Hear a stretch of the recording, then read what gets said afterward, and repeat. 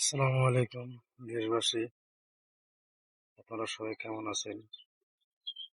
আপনারা সবাই হয়তো ইতিমধ্যে জানেন যে আমরা 30 জন লোক একসাথে রাশিয়াতে আসছিলাম।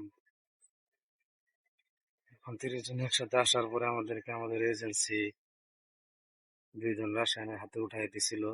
তারা আমাদেরকে কোনো আসার পরে কোনো ধরনের মোবাইলের মাধ্যমে কোনো হেল্প করে নাই, কোনো নেট দেয় নাই, ফোন নিয়ে নিছিল। আমাদের কাছে কোনো নেট ছিল না।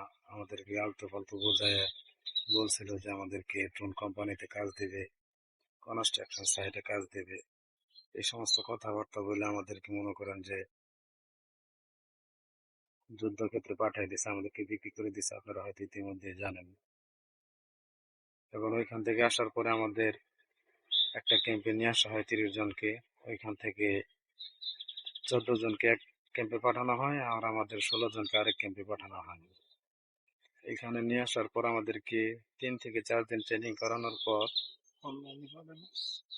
5 জন 6 জন করে একদম ফোন লাইনে পাঠানো হয়েছে যুদ্ধ করার জন্য। সেই ফল লাইনটা হচ্ছে লেসাবল জঙ্গল। হ্যাঁ, সেখানে মাটির নিচে গ্রেনেড থাকে, মাইন পোতা থাকে, উপরে ড্রোন থাকে, আর আমাদেরকে ড্রোন দিয়ে কন্ট্রোল করা হয়। মাছের টুক হিসেবে আমাদেরকে ইউজ করা হয়। আমাদেরকে ডাইনে যেতে বললে ডাইনে যেতে হয়, বামে যাইতে বললে বামে যাইতে হয়। এইভাবে আমাদের এখান থেকে 12 জন মানুষ মারা গেছে।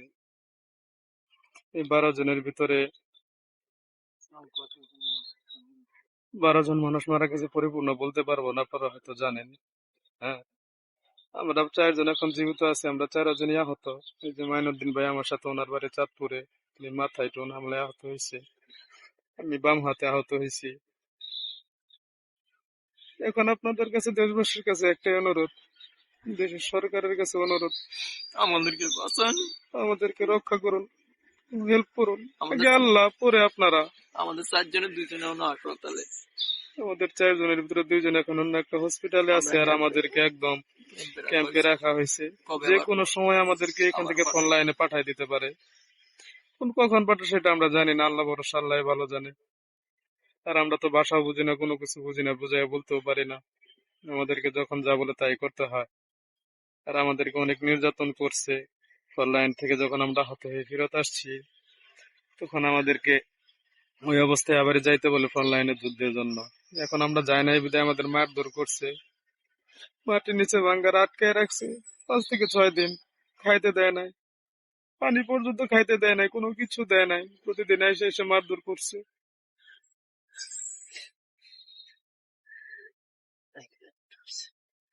আপনাদের কাছে একটা অনুরোধ, দেশের প্রধানমন্ত্রীর কাছে অনুরোধ, আমাদেরকে বাঁচান, চেষ্টা করেন, আমাদের সবাইকে রক্ষা করতে হেল্প করেন। দেশবাসীর কাছে একটাই অনুরোধ। আর সবার বাড়িতে ছোট ছোট বাচ্চা আছে, আমার বাড়িতে একটা 5 মাসের বাচ্চা আছে। আমরা তো এই জীবন চাই নাই। আমরা আসছিলাম শুধুমাত্র ডাল ভাত খেয়ে বাঁচার জন্য, আমাদেরকে এভাবে বিক্রি করে দিছে। এখন কি করবো আমরা বুঝতে পারতেছি না, বুঝি না বাসা, কোনো কিছু বুঝি না।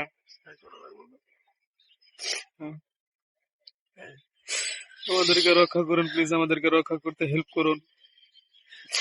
আপনাদের কাছে একটাই অনুরোধ, সকল স্তরের জনগণের কাছে একটাই অনুরোধ, আপনারা আমাদেরকে রক্ষা করতে হেল্প করুন।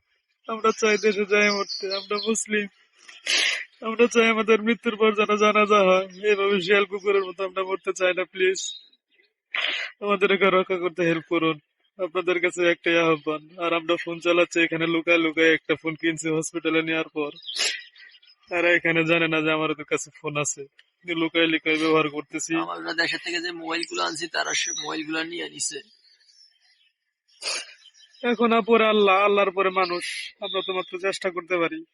সকল স্তরের মানুষের কাছে আমাদের অনুরোধ, স্টুডেন্ট মানুষ, যত ধরনের মানুষ আছে, সবাই আমাদেরকে রক্ষা করতে হেল্প করুন প্লিজ, হেল্প করুন প্লিজ। আপনাদের কাছে আকুল আবেদন। তা না হলে যে কোনো সময় আমাদের ফোন লাইনে পাঠাই দিবে, আমরা মারা যেতে পারি যে কোনো সময়, ড্রোন হামলায়, গ্রেনেড বোমা, অথবা মাইন্ডে পাপড়ে মারা যেতে পারি।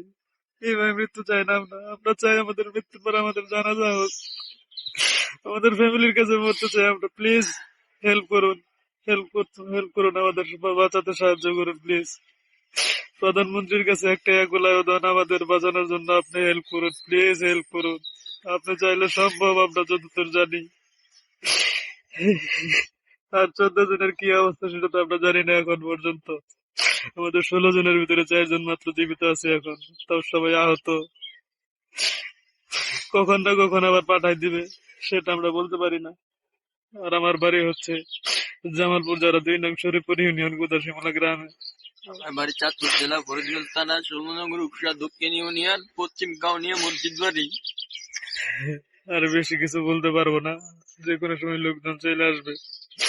প্লিজ আমাদেরকে রক্ষা করুন, উপরে আল্লাহ পরে আপনারা আমাদেরকে রক্ষা করতে হেল্প করুন প্লিজ। আমরা এভাবে মরতে চাই না। আল্লাহ হাফেজ।